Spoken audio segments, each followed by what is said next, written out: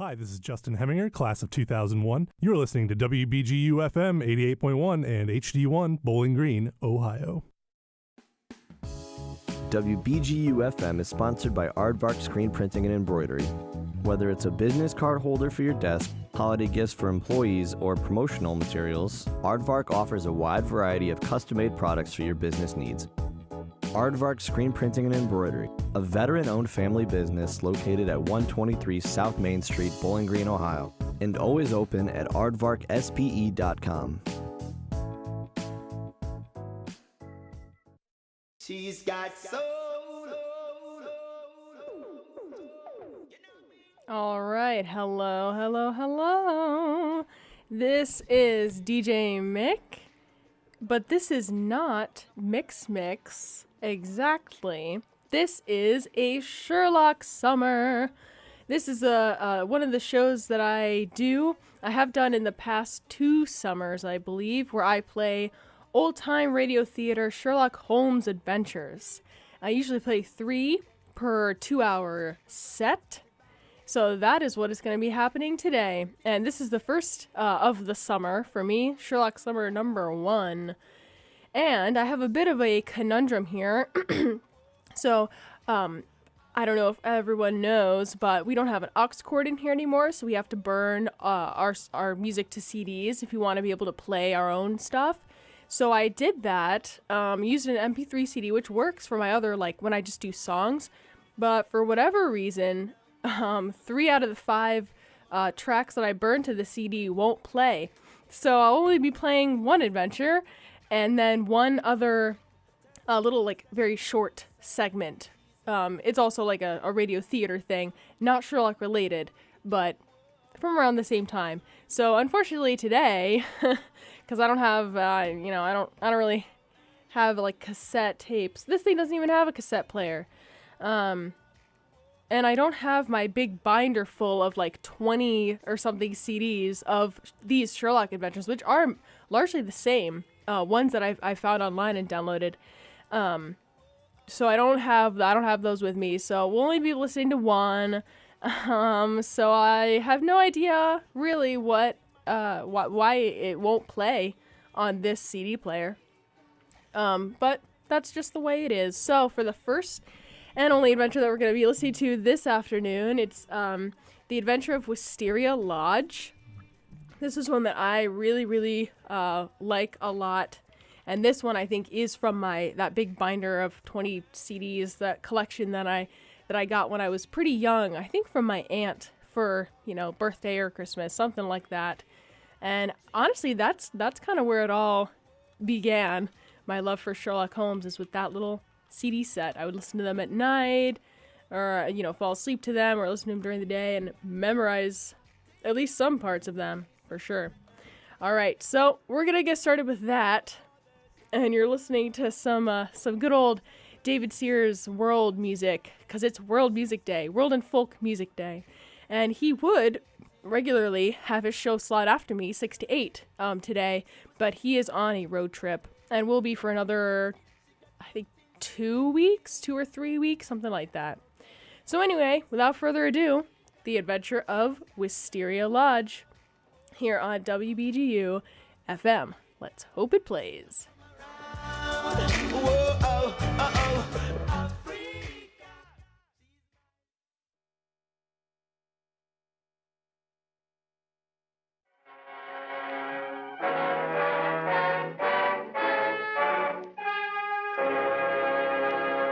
Kreml Hair Tonic and Kreml Shampoo present the new adventures of Sherlock Holmes, starring Nigel Bruce as Dr. Watson and Tom Conway as Sherlock Holmes.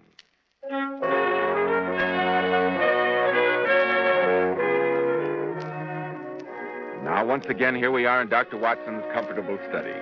Good evening, Dr. Watson. Good evening, Mr. Bell. Sit down, my boy, and make yourself comfortable. Thank you. Warm tonight, isn't it? It is indeed. Quite summery, in fact. Let's see. Tonight you're going to tell us about the strange adventure of Mr. John Scott Eccles at Wisteria Lodge, aren't you? Yes, and I think I can promise you that you'll find it weird enough to make you shiver a bit, in spite of the weather. Good. I can hardly wait. Men, if you want that prosperous, successful look which stands out in the crowd, Remember, well-groomed hair means a lot to a man's appearance. And I'm sure you'll want to know why so many of America's most prosperous and successful men use Kreml hair tonic. You see, Kreml contains a special combination of hair grooming ingredients which is found in no other hair tonic. This is why Kreml gives a man's hair such a natural, well-groomed look. Why it keeps hair neatly in place longer. Yet Kreml never leaves hair looking or feeling greasy, sticky, or dirty. Kreml never leaves hair feeling cakey or stiff. Just make this test, men. After you apply Kreml, rub your hand over your hair. Notice how delightfully clean your hair feels. Notice how no greasy film comes off on your hand or your hatband. Kreml always gives your hair such a handsome, clean-cut appearance, as if your barber had just combed it. At the end of the day, your hair looks just as neatly groomed as when you combed it in the morning. Buy a bottle at any drug counter. Kreml, Kreml Hair Tonic. Now, Dr. Watson, what about the strange experience of Mr. John Scott Eccles and Wisteria Lodge? It was a bleak, wintry day. The year was 1892, I believe. We were in our rooms in Baker Street, and Holmes had received a telegram during lunch. He'd read it and sent off a reply. The lunch things were subsequently cleared away, and Holmes was standing in front of the fireplace, smoking his pipe, a thoughtful look on his face. Suddenly, he turned to me with a mischievous twinkle in his eyes. Watson, you are supposed to be a man of letters. How would you define the word grotesque? Grotesque? Why, something strange, remarkable. No, there's more in it than that. Grotesque. There's an underlying suggestion of the tragic and the terrible. Yes, but why all this introspection? Who's been using the word now? This telegram. Read it. Oh, let's have a look. I've just had most incredible and grotesque experience. May I consult you? Signed J.S. Eccles. And sent from the Charing Cross post office. Eccles. I wonder if it's a man or a woman. Man, of course. No woman would have sent a reply-paid telegram. No? No. She would have come herself. And that, if I'm not mistaken, is Mr. Eccles himself. Let's take a peek at him before Mrs. Hudson lets him in. Watson, don't joggle the curtain like that. It's too obvious. Respectable looking, eh, Holmes? Notice the grey whiskers? Pompous old bird. Yes. Everything from his spats to the gold-rimmed spectacles and top hat pronounce him a conservative. A churchman, a good citizen, orthodox and conventional to the last degree. Yes, but what is such a paragon coming here for? Accidents, my dear Watson, sometimes happen even in the best regulated circles. Shh, here he is. Come in. Good day.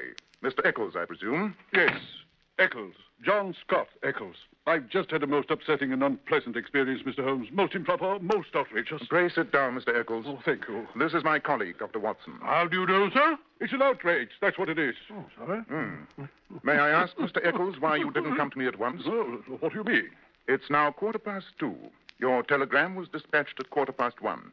And yet one glance at the somewhat disheveled state of your attire shows that the disturbance dates from the moment of your waking. You're right, Mr. Holmes. I never gave a thought to my appearance. My one idea was to get out of that house. But I've been busy since then, running round to the house agents, you know.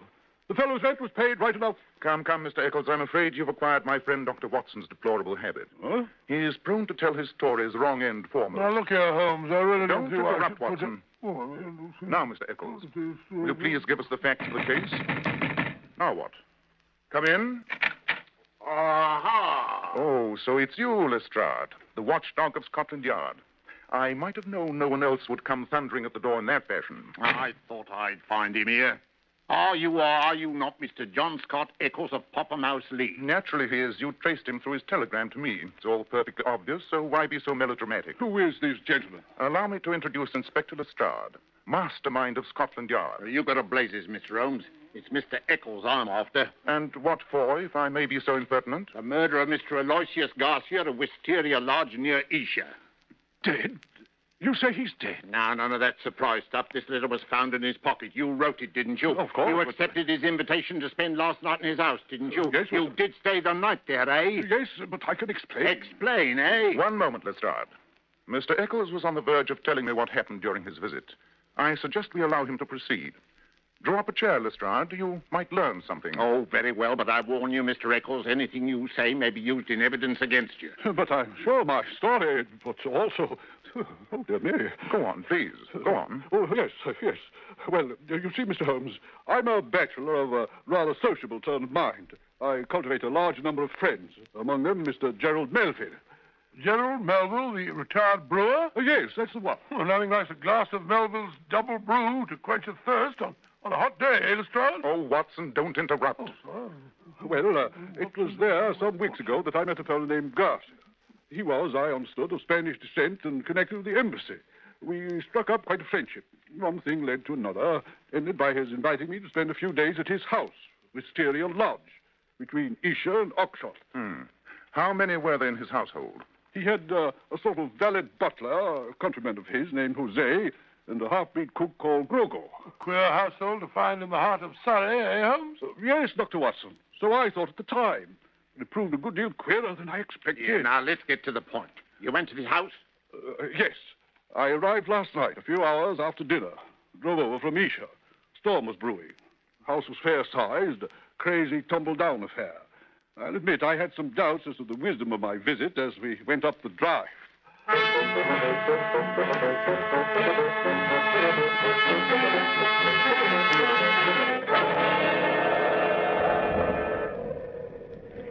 Delighted to see you, my dear friend. Delighted.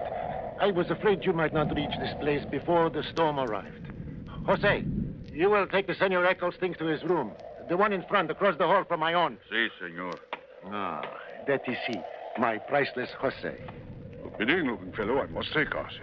Looks more like a brigand than a servant. Yes, that is what makes him so truly remarkable. Ah, but come in here into my study.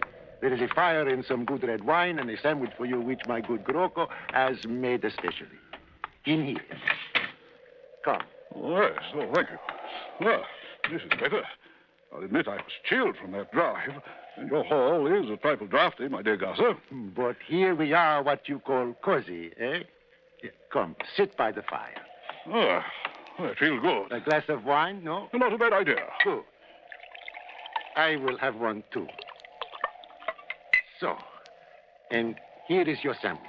Thank you. Well, by Jove, I say, this sandwich is hot. Yes, a Spanish specialty. It is full of onion. So I noticed. Dios, what was that? Sounds like someone at the front door. There it is again. I say, Garcia, you're white as a sheet. Is anything the matter? No, nothing at all. Only that it is so late for someone to be calling. Oh, look here, I'll go to the door if you're afraid. No, senora. It is not necessary. Jose will go. Ah, listen, he is going now. I wonder who it is on a night like this. Come in. What is it, Jose? What has happened? Message for you, senor. A letter. Good. Give it to me. So that is it. It is what, senor? Never mind, Jose. And close the door. Look here, Garcia. What's the matter? Did the letter have bad news? Bad news? The letter? Oh, but no, senor. Just an invitation. I do not even bother to answer. See, it goes into the fire. Why are you trembling? Trembling? Me? It is the cold. I am not accustomed to this climate. But it is late, and I am a bad host, no? You want to go to bed? Not particularly. And look here. If you're afraid of something, I'm perfectly willing to sit up all night. Afraid? Come on. Show you to your room. You will take this candle, please. Oh, that's a bad draught you have in this hall, Garcia. I can hardly keep the candle from blowing out. This way, please. This is your room, senor. I am in there, across the hall. Good. Then you can call to me if you get the jumps again. Or if I see a ghost, eh? Good night, senor. Good night. And pleasant dreams. Pleasant dreams. I'm more apt to have nightmares in a place like this. Not even a fire in here. Looks like an iceberg. Storm's getting nearer. What a clock. Sounds like the knell of doom. 8, 9, 10, 11, 12. Right, 12. Midnight. Had no idea it was so late. My watch must have stopped. It says only 11:15. Suppose I forgot to wind it. Senor Eccles, Senor Eccles, are you still awake? Well, if I hadn't been, that clock would have wakened me. So sorry. Never mind. Next time it strikes only once for 1 o'clock. Yeah, that's a revelation. What I want to say, senor, is the bell by the bed. If you will ring it in the morning when you wake up, Jose will bring you your hot water. Oh, thanks. Good night again, senor. So far, I have seen no ghosts. What does he mean by that? Ghosts. Oh, this would certainly be the place for them. Yeah, that storm is going to break any minute now. Wish that candle wouldn't flicker so. Weird shadows. I don't like the way they move about. Get on my nerves. Better blow the candle out. That'll finish them. Now, if I can get a little sleep. Oh, what a bed. What's that?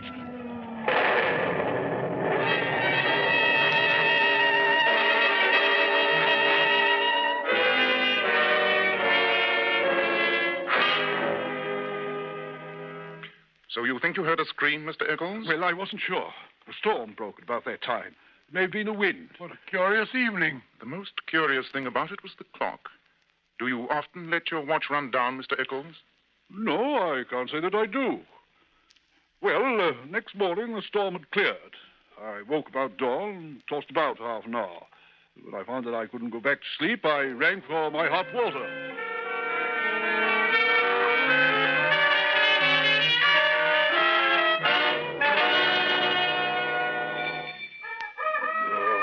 Place. That bed should be in a museum. Oh, it's even colder than last night. Confound that, Jose. Where's my hot water? Never did like the country. That fellow's probably still asleep. Maybe if I shout. Jose! I say, Jose! I don't like it. This place is too quiet. Jose! Grogo, where are you? What the deuce? Why doesn't all this bellowing wake Garcia? Must be a sound sleeper. Garcia! Garcia, are you up? Confound the man. Oh, you don't suppose? Oh, nonsense. I'm getting as jumpy as he was last night. Garcia, wake up! I say, I better go in and see if the man's all right. I say, Garcia, are you? Garcia! What? Oh, look here. He's gone. The bed hasn't been slept in. Garcia! Jose! Garcia!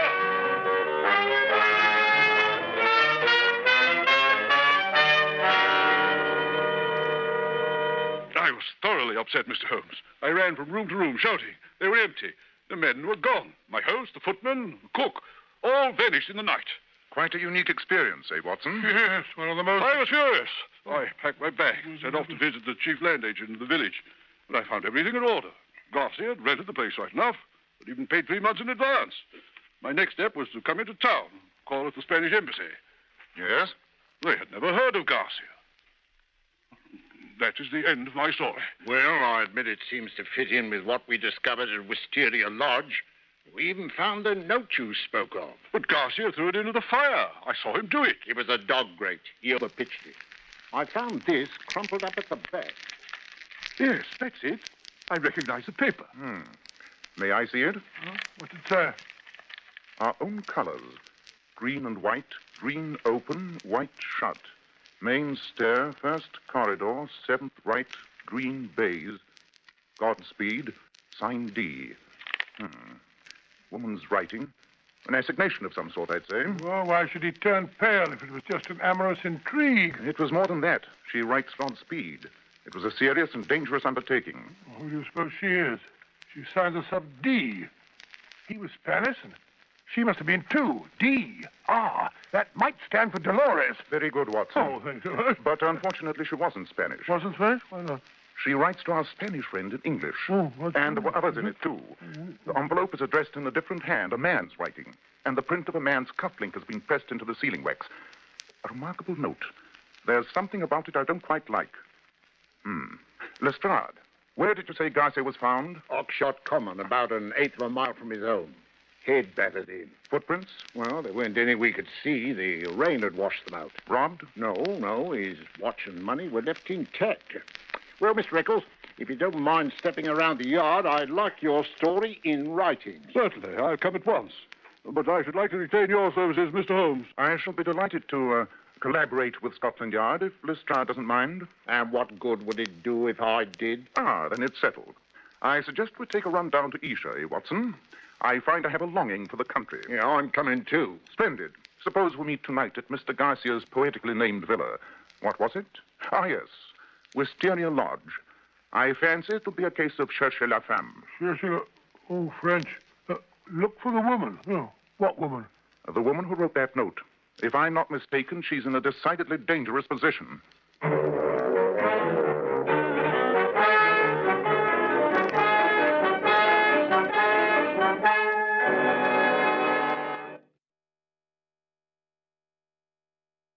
.1 WBGU FM. Ka-chow. WBGU FM is brought to you by Aardvark Screen Printing and Embroidery. Want to print a funny family quote on a mug or get some matching t-shirts for a family reunion? Aardvark Screen Printing and Embroidery can help. A veteran-owned family business serving the community for more than 25 years. Located at 123 South Main Street, Bowling Green, Ohio, and always open at aardvarkspe.com. All right, so the first part of that ID didn't really play, but you are indeed tuned into WBGU FM 88.1 and HD1, Bowling Green, Ohio. So we are halfway through Wisteria Lodge, and let me just read some weather, and then we'll hop right back into the adventure. So today's the 13th. I thought it was the 12th. Well, golly gee. Today's Mother's Day. Yes, it is, the 13th. And it is, let's see what it's at right now. 51 degrees here in Bowling Green. There's going to be a high, oh wait, no. It's like 62. I need to refresh this page. Hold on a second. Anyway, it's not going to rain because I had seen that already. So that's good. All right. Yeah. It's around 64 degrees right now. And it may rain tomorrow, which is Monday the 14th. It looks like in the morning. There's some chance of that. And there's going to be apparently a high of 80. Tomorrow night is when it's going to be a high of 80. So we'll see about that. And then Tuesday, it looks like also some chance of morning rain. High only of like 72 on Tuesday, though. So we'll see. We'll see if that actually happens. All right. Let's get right back into the adventure. I think that I paused it at just the right time where now they're going to have their ads. So I played the ones I had to hear, and now I think they are too. Let's see. In just a moment, we'll find out what Sherlock Holmes discovers on the visit to Wisteria Lodge. Every man who takes pride in his appearance should know that handsome, healthy-looking hair needs a hygienic scalp. That's why, when you buy a hair tonic, be sure to get your money's worth. Don't settle for just any hairdressing when you can enjoy the extra advantages of Kreml hair tonic. This highly specialized hair tonic contains a special combination of hair grooming ingredients, the like of which has never been duplicated in any other hair tonic. Kreml keeps dry, stubborn hair neatly in place all day and always gives hair such a natural, well-groomed appearance, never sticky or greasy. But men, Kreml does lots more than keep hair looking handsome. Kreml leaves your scalp feeling so alive and tingling. At the same time, it removes itchy, loose dandruff. It's simply great to lubricate a dry scalp. And if your hair is so dry it breaks off and falls when you comb it, Kreml actually helps condition the hair, in that it makes it feel softer, more pliable. So men, buy a bottle of Kreml at any drug counter. Ask for an application at your barber shop. Let Kreml help keep your scalp hygienic. Your hair always looking handsome, always looking its very best. Kreml, Kreml Hair Tonic. Now, Dr. Watson, you and Sherlock Holmes went down to Wisteria Lodge. Yes, Mr. Bell. That night found us walking in the neighborhood of Esher. It was pitch black, and there was a wind blowing. Look here, Holmes. Why go plodding about on a night like this? There's another storm brewing up. Why not wait until daylight? It's too dark to see anything now anyway. Even the road. Oh, stop grumbling, Watson. We promised Lestrade we'd pick him up at the villa. Yes, but Besides, we've got to rescue that woman. That note was written under pressure. The writing was shaky.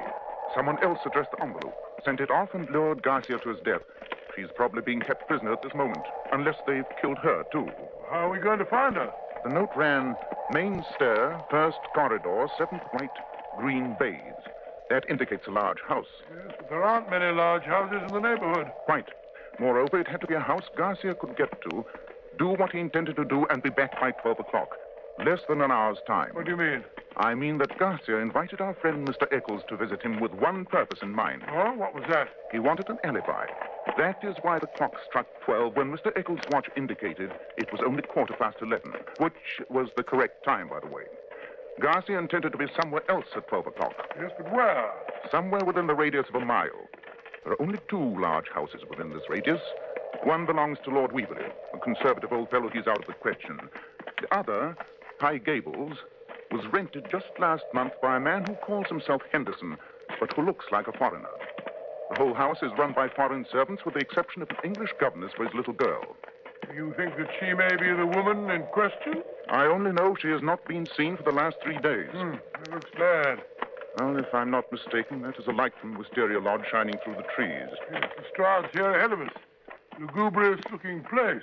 Eh, Holmes? Yes. One across the driveway. That's Lestrade sitting in the middle of the study with a light beside him.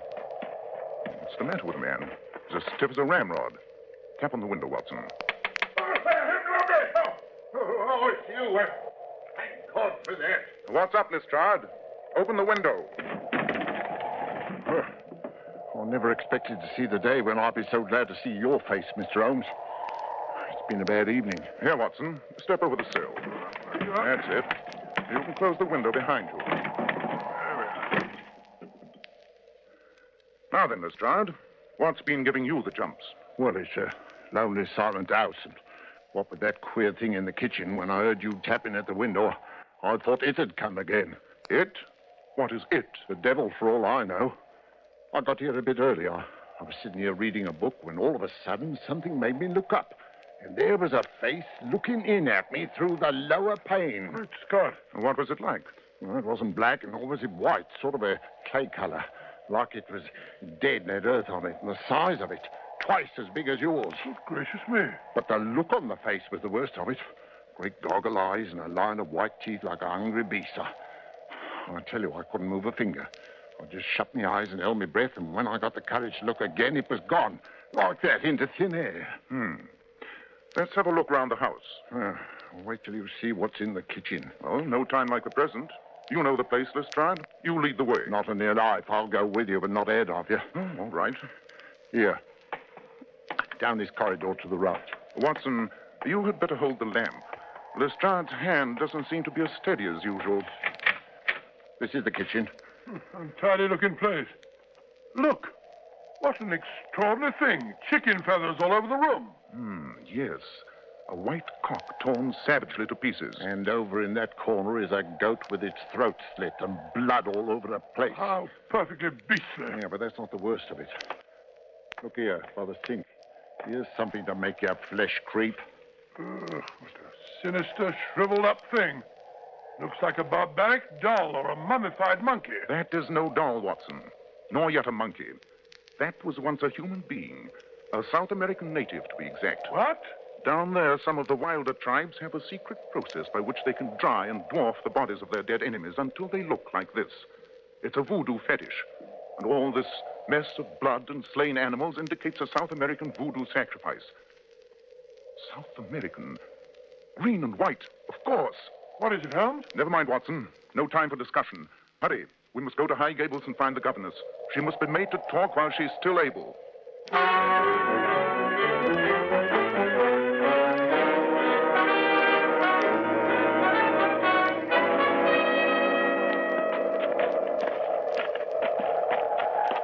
That's the house. Governess's room is at the back. Hello. What's this? Closed carriage without lights drawn up at the front door and baggage piled on top. They're trying to make a getaway. We must stop them. How can we? We've got no warrant. Thank heavens I'm not a member of the official police. My revolver's warrant enough for me. Look. The front door's opening. 2 men are coming out. The one in the great coat is Henderson, as he calls himself. I think I can tell you his real name if I get a look at his face. They're carrying something between them. Why, it's a woman, the governess. Why can't she walk? What have they done to her? They're putting her in the carriage. Come on, we must stop them. Now then, hands up, both of you. Carlo, drive on. Pay no attention. Drive on. No, you don't, Carlo. One move to pick up those reins and you'll get a bullet through you. Now then, what have you done to that woman? She's sick. We are taking her to London. You must not stop us. Lestrade, light the carriage lamp.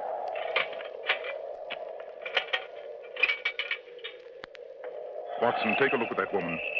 What seems to be the matter with her? Pulse?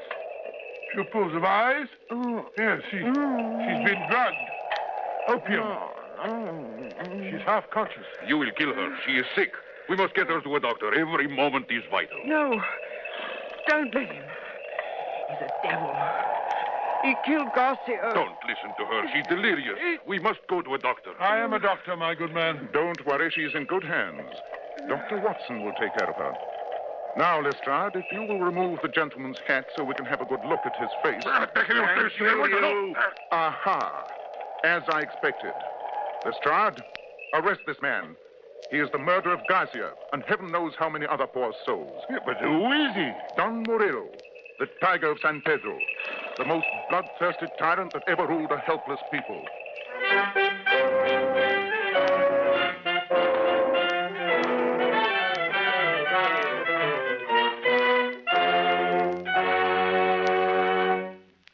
I must say, Dr. Watson, I'm still a bit confused. Yes, and so was I, Mr. Bell, until the English governess explained the whole thing to me. Don Murillo had been a dictator of the country of San Pedro in South America. Its colors are green and white. Yes, I know. He was a terrible man who had no scruples about butchering anyone who stood in his way politically. One of his victims had been the Spanish husband of the English lady who later became Murillo's governess. Oh, I see. His reign of terror ended in a revolution, but he managed to escape the country with all the government funds. The inhabitants of San Pedro plotted to bring him to justice, but failed until the Englishwoman managed to worm her way into his household. So that's why she was there. Yes, it is. She and a party headed by Garcia planned to kidnap Murillo and take him back to San Pedro, where he could be tried for his crimes. Murillo, however, suspected the governess, intercepted her note, and killed Garcia. Well, that's perfectly clear now. Oh, just one more thing. The hideous face at the window, what was that? Oh, that was Grogo, Garcia's huge native cook, who was sneaking back to get his voodoo fetish, the shriveled mummy. That was certainly a blood-curdling story. Dr. Watson will return in just a moment to give us a hint about next week's story. Here's something of real interest for our lady listeners. I'm sure we all know or have heard how beautiful Powers models are. But did you know that these famous beauties make up to $35,000 a year? Which shows they have brains as well as beauty. Yeah. But seriously, Joe, what impresses me most is that Powers models can afford to spend a fortune on their hair. Yet when they wash it, they rely on inexpensive Kreml shampoo. Which proves how wonderful Kreml shampoo really is. Powers models were among the first to discover that no other shampoo leaves hair more shining bright with natural gloss and luster. And under no circumstances does Kreml shampoo ever dry the hair. Kreml shampoo is not a soapless shampoo. It's not a cream shampoo. It's not a harsh soap or drying detergent. Kreml shampoo is entirely different. I'll check with that, Joe. After a Kreml shampoo, the hair actually radiates natural, brilliant highlights. And Kreml shampoo even has a built-in oil base, which helps keep hair from becoming dry or brittle. It rinses out so easily and positively never leaves any dull, soapy film. So, ladies, always wash your hair with Kreml shampoo. It leaves hair a vision of shining, sparkling beauty, yet in no way hurts its texture. Kreml, Kreml shampoo. Now, Dr. Watson, what about next week? Well, I'll never think. Next week. No, I won't. Next week, I think I'll tell you about another one of our meetings with the infamous Professor Moriarty. Yes, I'll tell you. It's a strange story. A very strange story of violence and sudden death. Death that struck from the London shadows.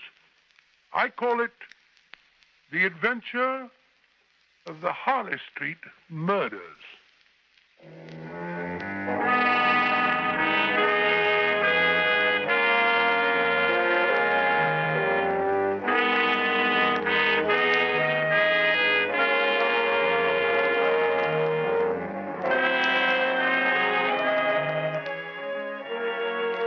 Tonight's Sherlock Holmes mystery was adapted from Sir Arthur Conan Doyle's story, The Adventure of Wisteria Lodge. Nigel Bruce appeared through the courtesy of California Pictures. Tom Conway by permission of Eagle Lion Pictures. The Sherlock Holmes series is produced by Tom McKnight, with original music composed and conducted by Alex Steiner. This is Joseph Bell speaking for Kreml Hair Tonic and Kreml Shampoo, and inviting you to be with us next week at this same time when Dr. Watson will tell us about the adventure of the Harley Street Murders.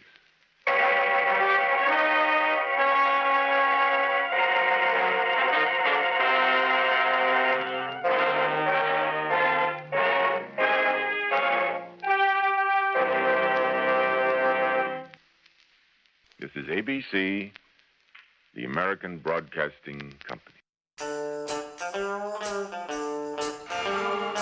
88.1 FM, WBGU in Bowling Green, Ohio, home of the National Tractor Pulling Championships. From your first sunrise to the sunset of life, we are with you through life's journey. Social Security, securing today and tomorrow. Visit socialsecurity.gov. Produced at U.S. taxpayer expense. College radio provides a voice for the voiceless. Let us give you that voice.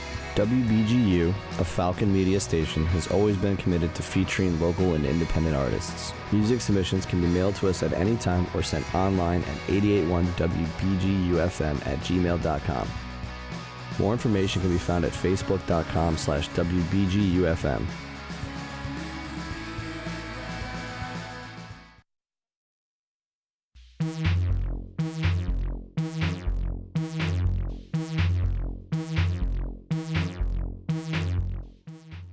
Alrighty, so that was The Adventure of Wisteria Lodge, aka the Voodoo Curse is how it's also labeled, and as you heard, it was inspired by Wisteria Lodge, the short story by Sir Arthur Conan Doyle. So that was Tom Conway and Nigel Bruce, who I go back and forth between Tom Conway as Sherlock Holmes and Basil Rathbone as Sherlock Holmes. And if my gosh darn CD would work, we would be listening to an adventure that has Basil Rathbone in it. But that will have to wait for next Sunday. But I do have one more thing. It's called Word Detective. And we'll get into that. So anyway, the Wisteria Lodge, that aired on May 12th, 1947. So yesterday, however many years ago that was. Oh wow. I should be able to do this. Okay, 1947. So if it was 48, it'd be 50, 60, 70, 80, 90, 2008, 20, 70. 70 years. That was my first guess. So that was 70 years ago that was aired. And did you like the Kreml hair tonic ads? Those ones are always fun. And I actually looked it up once. People, I think it was on eBay that I found people had like bottles, like empty bottles that had the Kreml label on them from the old, I guess, shampoo and hair product stuff. But anyway, there are some other fun ads, and you'll get to hear them all these Sundays, and I will try my best to make everything be right with the CD so it doesn't not work. Ooh, yeah, I'm looking right now at some Kreml hair tonic, unused bottle and original box. That's nuts. Oh my word, for stubborn hair, it says. Dampen hair slightly with water before using. Pour a small amount in palm of hand. Apply to hair and massage. Leaves no white flakes on hair. Let's see. Glycerides of essential unsaturates from flaxseed oil combined with essential oils in a specially prepared mineral oil emulsion. That sounds like stuff that they're selling nowadays with essential oils and this and that and the other. That's funny. That's interesting. Oh, and would you look at that? They were distributed in New Canaan, Connecticut. That's funny. That is interesting. So anyway, there you go. 70 years old. And now we're going to hear Word Detective. So I'm not too familiar with this. I forget where I even found this. It's all on some big archive website where I got this. So you know what? Let's just play it. And I'm sure they'll tell you everything that it's about. And it's with Basil Rathbone as the voice of it. So let's see what we have to learn with Word Detective.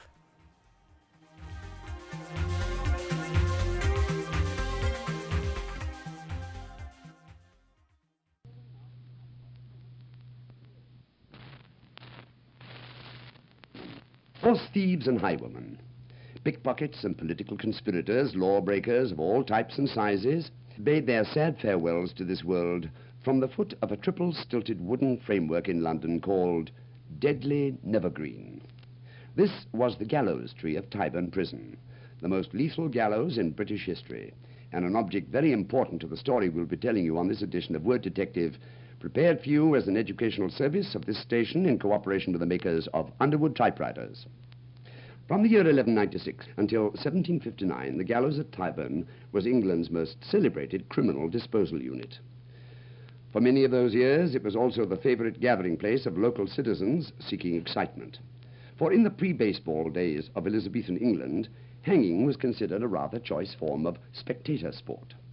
Whenever word went out that an enemy of the crown had a date with death on the gallows tree, the cobblestone courtyard of Tyburn was mobbed with eager spectators, plus apple women and other assorted snack peddlers to minister to their needs. Tyburn, you might say, was the Yankee Stadium of hanging. It was a very busy spot, too, for the death penalty in those days was common. Not only could you find yourself at the end of a rope for piracy, murder, or conspiring against the Queen, but also for such minor offences as stealing hawk's eggs. Hardly a week went by without some sort of activity at Tyburn, and regular visitors became real gallows connoisseurs, passing their critical judgment on both the last-minute behaviour of the criminals and on the technical smoothness of the execution itself. When a man was a master with a rope, he earned the crowd's awesome respect, and within his very limited field, fame. That's how it happened that a chap with a rather unappealing talent of being an ace with a hangman's noose became something of a celebrity in London 300 years ago. It also accounts for the fact that his name is part of our language today. I'll type the name out for you now on my Underwood typewriter. The name of Tyburn's most notorious hangman was Thomas Derrick. Such a master with a noose was this Mr. Derrick that in time execution regulars began using his name as a synonym for any gallows. When a hoisting apparatus was invented which closely resembled Mr. Derrick's infamous three-stilted gallows tree, the name Derrick was given to it, too. Now, in 20th century dictionaries, a derrick is described as a large apparatus for lifting and moving heavy objects. It's a very handy bit of equipment and a lot more pleasant to consider than that original derrick, which the celebrated London hangman used, whose function it was to lift and move heavy objects from this world to the next. Now, here's a preview of tomorrow's edition of Word Detective. The place, a castle in Brittany, the person, a beautiful young noblewoman who became 3 times a queen. Don't go away now. I'll be back in a moment.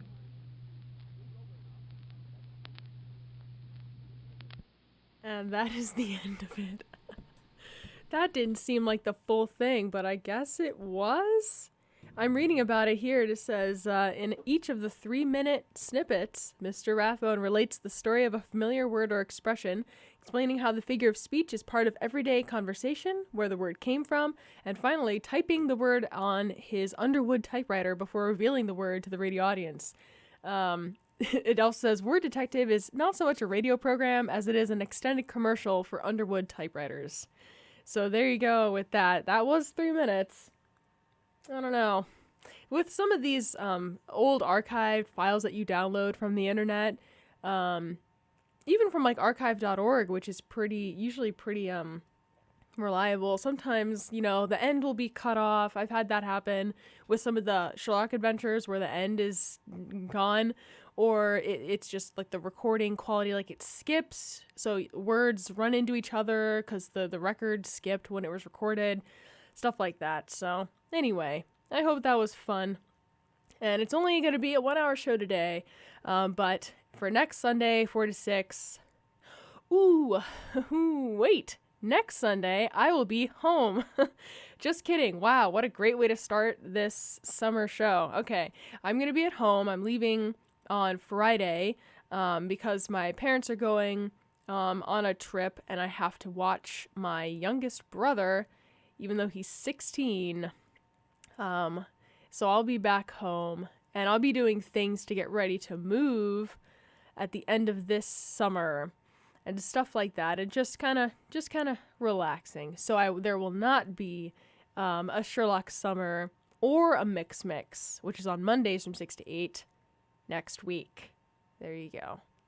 Well, I hope this was fun, and tune in a couple weeks. But in the meantime, keep listening to WBGU. I know there aren't as many DJs here in the summer as there are during the semesters and whatnot, but still, there's good stuff on here. So I'll leave you with, I guess, continuing with David Sears' World Folk Automation stuff. So hope you all have a great rest of your night. Bye-bye. Hey, this is Cole from Dive, and you're listening to WBGU FM in Bowling Green, Ohio. The Ohio Renaissance Festival returns for its 29th season at Renaissance Park Event Center in Waynesville, Ohio, every Saturday and Sunday between September 1st and October 28th, as well as Labor Day weekend. There will be hearty food and drink fit for royalty, 14 stages of endless entertainment, including swashbuckling pirates, knights in shining armor, dueling swordsmen, and so much more. Follow WBGU FM on Facebook for more information on how to win free tickets.